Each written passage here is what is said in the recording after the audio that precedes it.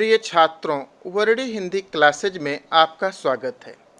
प्रिय छात्रों, आज हम हिंदी बहुविकल्पीय प्रश्न श्रृंखला के अंतर्गत इसके पार्ट 11 भाग 11 के प्रश्नों को तथा उनके उत्तरों को सीखते हैं, उनका हल जानते हैं। प्रिय छात्रों, आज की जो प्रश्न श्रृंखला है ये विभिन्न विधाओं पर आधारित है। कहानी विधा, उपन्यास विधा। पहला प्रश्न है, हिंदी की प्रथम कहानी के नाम से जानी जाती है। हिंदी की प्रथम कहानी कौन सी है? दुलाई वाली, इंदुमती, प्लेग की चुड़ैल या 11 वर्ष का समय। तो प्रिय छात्रों, हिंदी की पहली कहानी इंदुमती को माना जाता है। हिंदी की प्रथम कहानी इंदुमती मानी जाती है। अगला प्रश्न है कि आधुनिक ढंग की कहानियों को प्रारंभ किस पत्रिका के प्रकाशन काल से माना जाता है? सरस्वती, माधुरी, इंदु या मर्यादा। तो प्रिय छात्रों, आधुनिक ढंग की कहानियों का प्रारंभ सरस्वती पत्रिका के प्रकाशन काल से माना जाता है। यद्यपि हिंदी की कहानियाँ इसके पहले भी प्रारंभ हो गई थीं, लेकिन आधुनिक ढंग की कहानियों का प्रारंभ सरस्वती पत्रिका के प्रकाशन काल से माना जाता है। हिंदी गद्य की कालजयी कहानी उसने कहा था के लेखक हैं चंद्रधर शर्मा गुलेरी, प्रेमचंद, सुदर्शन या जयशंकर प्रसाद।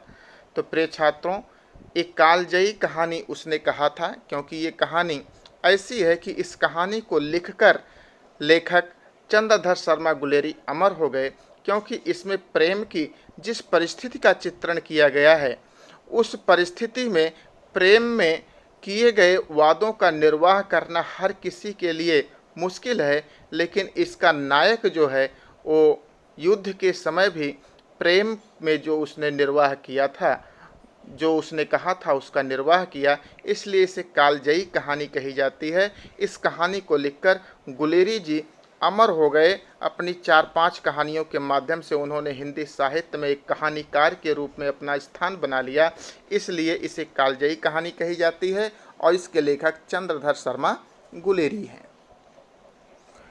अगला प्रश्न है कि कहानी के क्षेत्र में सर्वाधिक चर्चित कहानीकार प्रेमचंद के कहानियों के संकलन प्रकाशित हुए किस नाम से?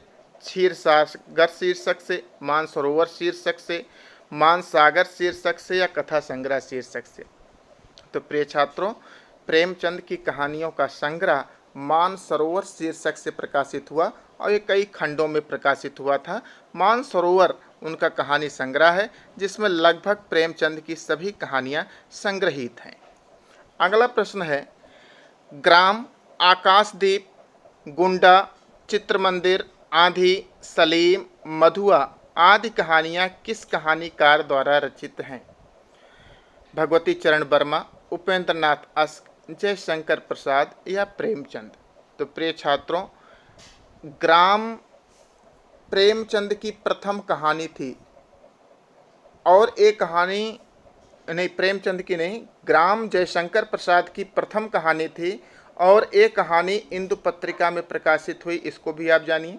आकाशदीप, गुंडा, चित्रमंदिर, आंधी, सलीम, मधुआ ये सब जयशंकर प्रसाद की कहानियां हैं। अगला प्रश्न है, धर्मयुद्ध, फूल की चोरी, 4 आने, अभिशप्त, कर्मफल, पर्दा, फूलों का किरता किस कहानीकार द्वारा रचित प्रसिद्ध कहानियां हैं? जयशंकर प्रसाद, यशपाल, प्रेमचंद या अज्ञेय। तो ये कहानियाँ दी गई हैं, इन कहानियों को भी आप सीखिए, इनके कहानीकार का नाम जानिए। धर्मयुद्ध, फूल की चोरी, 4 आने, अभिशप्त, कर्मफल, पर्दा, फूलों का कुर्ता। पर्दा बहुत ही प्रसिद्ध कहानी है और ये यशपाल की कहानियाँ हैं, सारी की सारी कहानियाँ यशपाल की कहानियाँ हैं। तीसरी कसम, पान की बेगम, रसप्रिया किस लेखक की प्रसिद्ध रचनाएं हैं? तीसरी कसम एक कहानी बड़ी प्रसिद्ध हुई और इस कहानी पर फिल्म भी बन चुकी है। इसका नायक 3 कस्में अपने जीवन की परिस्थितियों से तंग आकर खाता है। इसका पूरा नाम है तीसरी कसम अर्थात मारे गए गुलफाम। पान की बेगम और रसप्रिया ये सब फणीश्वर नाथ रेणु की कहानियाँ हैं। अगला प्रश्न, प्रश्न संख्या 8, रानी केतकी की कहानी नामक कहानी किस विधा की रचना कहानी विधा की रचना के रचयिता कौन है? रानी केतकी की कहानी बड़ी प्रसिद्ध कहानी है। किसकी है? आप लोग अच्छे तरीके से जानते हैं, मुंशी इंसा अल्लाह खां की कहानी है रानी केतकी की कहानी। पंचलाइट की रचना विधा क्या है?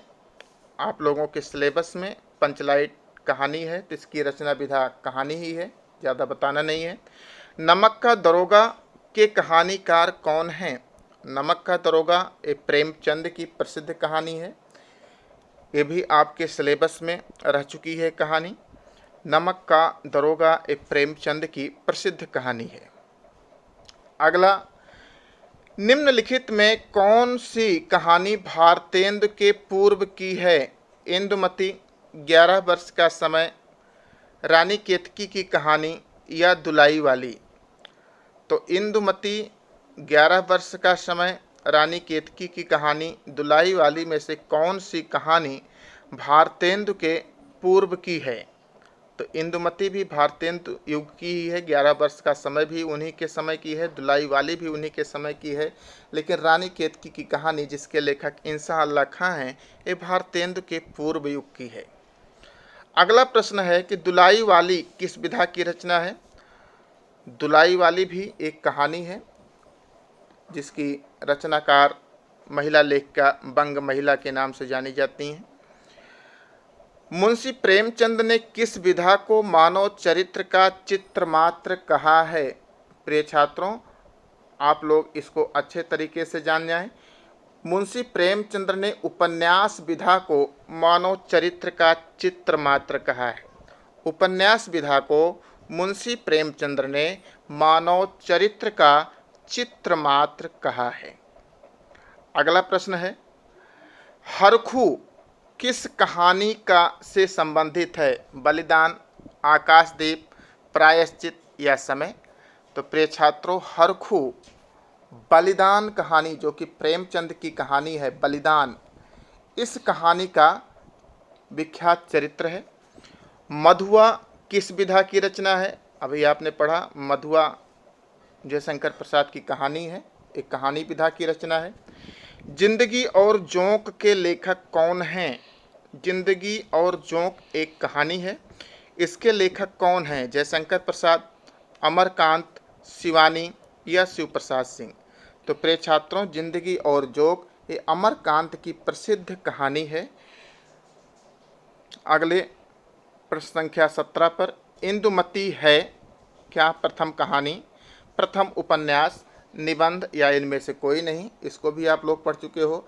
इंदुमती हिंदी की प्रथम कहानी है। गद्य विधा की दृष्टि से बोलगा से गंगा क्या है? उपन्यास है, कहानी है, आत्मकथा है या संस्मरण है? तो गद्य विधा की दृष्टि से बोलगा से गंगा एक कहानी है, और इस नाम का राहुल सांकृत्यायन का एक कहानी संग्रह है, जो अगले प्रश्न में दिया गया है कि बोलगा से गंगा कहानी संग्रह किसका है? जैनेन्द्र का, यशपाल का, राहुल सांकृत्यायन का या प्रेमचंद का?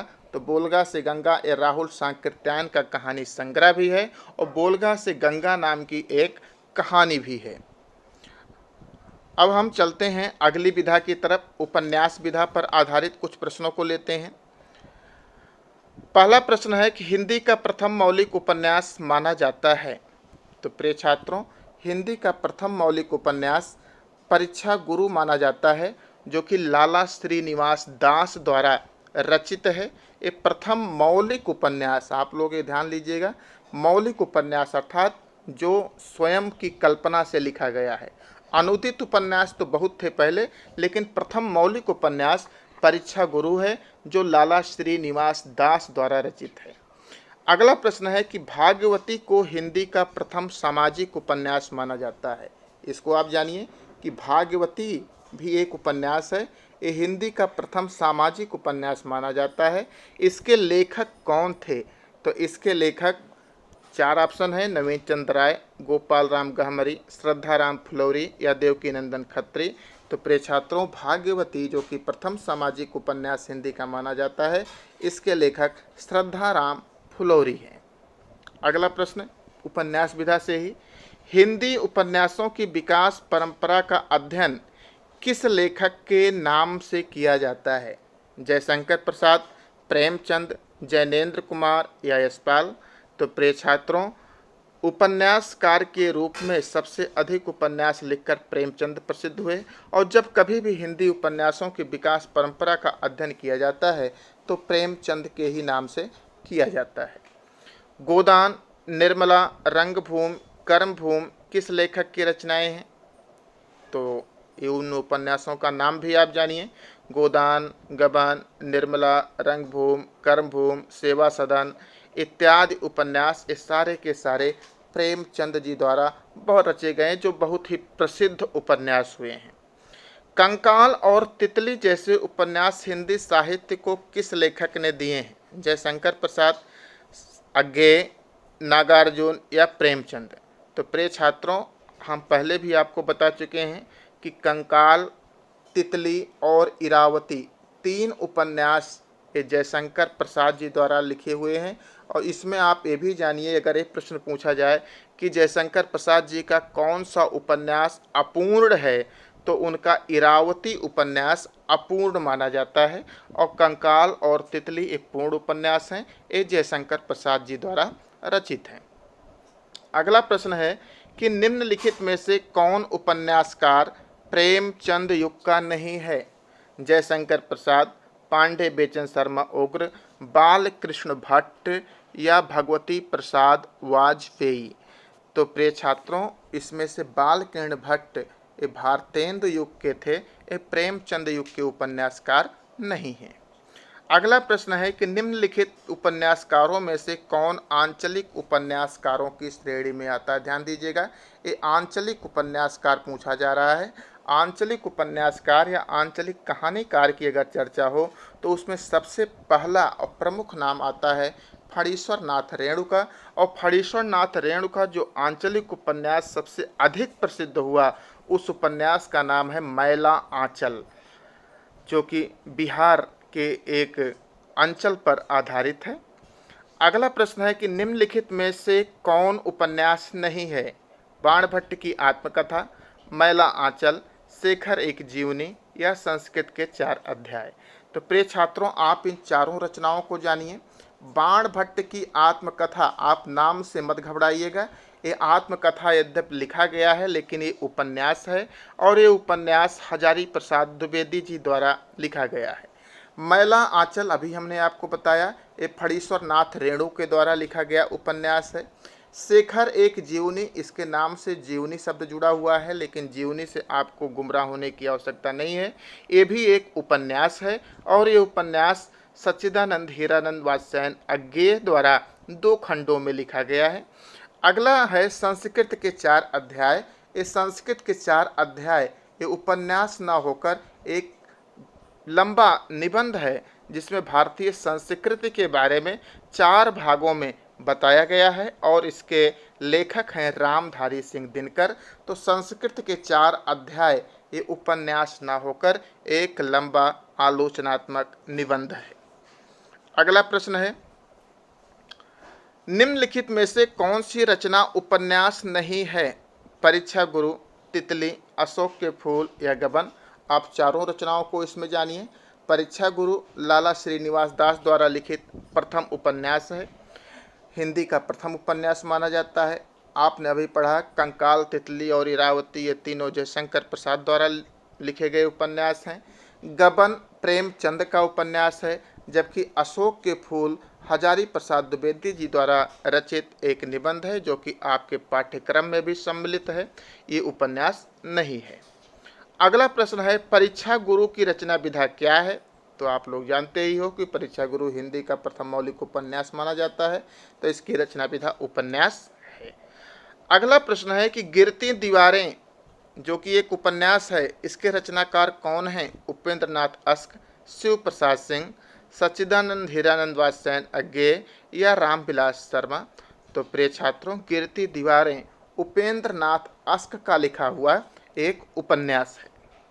अगला प्रश्न है, सुनीता किस विधा की रचना है या सुनीता विधा की दृष्टि से रचना है? क्या है? कहानी है, आलोचना है, निबंध है या उपन्यास है?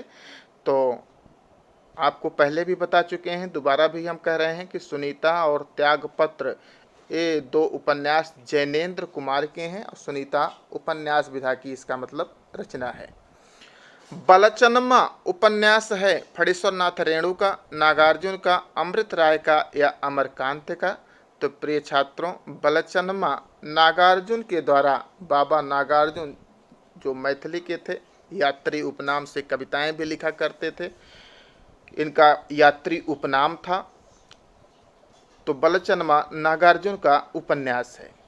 अगला प्रश्न है, उपन्यास विधा पर आधारित रचना है स्कंदगुप्त, गोदान, अशोक के फूल या चिंतामणि? आप चारों रचनाओं को जानिए क्योंकि चारों रचनाएं महत्वपूर्ण हैं, पूछी जा सकती हैं। स्कंदगुप्त ये नाटक विधा की रचना है और इसके लेखक हैं जयशंकर प्रसाद। गोदान उपन्यास विधा की रचना है और इसके लेखक हैं प्रेमचंद। अशोक के फूल निबंध है, इसके लेखक हैं हजारी प्रसाद द्विवेदी। चिंतामणि एक निबंध संग्रह है, इसके लेखक हैं आचार्य रामचंद्र शुक्ल। तो प्रश्न पूछा जा रहा है, उपन्यास विधा पर आधारित रचना कौन है? तो गोदान उपन्यास विधा की आधारित रचना है जिसके लेखक प्रेमचंद हैं। अगले प्रश्न संख्या 15 की तरफ चलते हैं। चारुचंद्र लेख किस विधा की रचना है? कहानी, उपन्यास, निबंध या नाटक? तो प्रिय छात्रों, बाणभट्ट की आत्मकथा, पुनर्नवा, अनामदास का पोथा और चारुचंद्र लेख, इन चार उपन्यासों को आप याद रखिए। बाणभट्ट की आत्मकथा, अनामदास का पोथा, पुनर्नवा और चारुचंद्र लेख, ये चारों के चारों उपन्यास हजारी प्रसाद द्विवेदी के हैं, अर्थात ये हजारी प्रसाद द्विवेदी की रचना है और ये उपन्यास विधा पर आधारित है। आलोचना विधा पर आधारित कुछ प्रश्न हैं। हिंदी नवरत्न नामक आलोचनात्मक निबंध संग्रह के रचयिता कौन थे? आचार्य रामचंद्र शुक्ल, श्याम सुंदर दास, मिश्र बंधु या मोहन राकेश? तो प्रिय छात्रों, मिश्र बंधु, जिन्होंने मिश्र बंधु विनोद नाम का एक इतिहास ग्रंथ भी लिखा था, हिंदी साहित्य का इतिहास ग्रंथ भी इन्होंने लिखा था, उसका नाम था मिश्र बंधु विनोद। इन्होंने हिंदी नवरत्न नामक एक आलोचनात्मक ग्रंथ भी लिखा जिसमें 9 कवियों की इन्होंने आलोचना की है, जो प्राचीन कवि हैं उनकी इन्होंने आलोचना की है। तो श्याम मिश्र बंधु का हिंदी नवरत्न ये आलोचनात्मक निबंध संग्रह है। अगला प्रश्न है, कबीर नामक आलोचनात्मक ग्रंथ के रचयिता कौन हैं? डॉक्टर संपूर्णानंद, आचार्य रामचंद्र शुक्ल, राहुल सांकृत्यायन या हजारी प्रसाद द्विवेदी? तो प्रिय छात्रों, कबीर नामक आलोचनात्मक ग्रंथ जो कि बहुत ही अधिक प्रसिद्ध हुआ है, इस कबीर नामक आलोचनात्मक ग्रंथ को लिखने वाले हजारी प्रसाद द्विवेदी जी हैं। अगला प्रश्न है कि निम्नलिखित में से कौन प्रसिद्ध आलोचक है? आचार्य रामचंद्र शुक्ल, महादेवी वर्मा, मुंशी प्रेमचंद, जयशंकर प्रसाद? आप चारों को जानिए। आचार्य रामचंद्र शुक्ल एक प्रसिद्ध आलोचक हैं, महादेवी वर्मा प्रसिद्ध छायावादी कवियत्री हैं, मुंशी प्रेमचंद प्रसिद्ध कहानीकार और उपन्यासकार हैं और जयशंकर प्रसाद प्रसिद्ध कवि और नाटककार हैं। तो आप ध्यान रखिए, जयशंकर प्रसाद कवि और नाटककार, प्रेमचंद कहानीकार उपन्यासकार, महादेवी वर्मा प्रसिद्ध कवियत्री और आचार्य रामचंद्र शुक्ल प्रसिद्ध आलोचक। तो प्रश्न पूछा जा रहा है कौन प्रसिद्ध आलोचक है? तो आचार्य रामचंद्र शुक्ल प्रसिद्ध आलोचक हैं। अगला प्रश्न है कि निम्नलिखित में से छायावादोत्तर काल के समालोचक नहीं हैं कौन? हजारी प्रसाद द्विवेदी, डॉक्टर नगेंद्र, बाबू गुलाब राय या रामविलास शर्मा? तो प्रिय छात्रों, बाबू गुलाब राय जो हैं ये भारतेंदु युग के हैं, जबकि हजारी प्रसाद द्विवेदी, नगेंद्र, रामविलास शर्मा ये छायावादोत्तर काल के समालोचक हैं। तो इसमें ऑप्शन का गुलाब राय सही है। अगला प्रश्न है प्रश्न संख्या 5, त्रिवेणी किस विधा की रचना है? निबंध, संस्मरण, आलोचना या कहानी?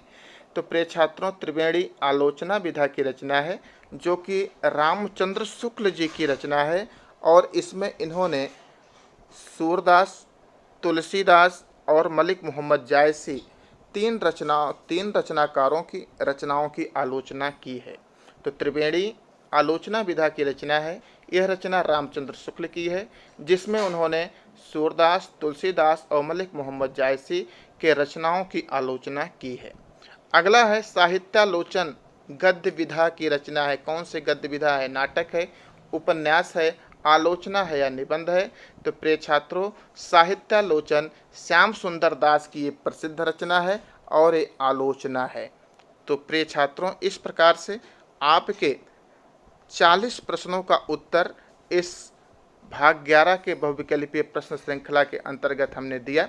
आपको यह हल अवश्य पसंद आएगा। आप अपने कमेंट हमें अवश्य लिखिएगा और अपने साथियों में इसको शेयर भी कीजिएगा। धन्यवाद।